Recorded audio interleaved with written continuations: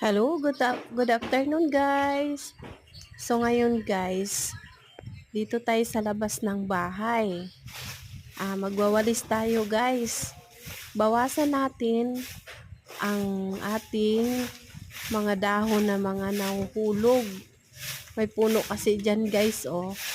Kaya dahil nahuhulog na dahon. Ngayon, kailangan siyang walisin at masindihan po yung mga dahon na yan para gawin nating pampataba sa puno ng mga talong para tataba na naman yung mga talong guys. Yun po ang organic na gawing abono para tataba na yung mga tanim ko. So tingnan natin yan guys.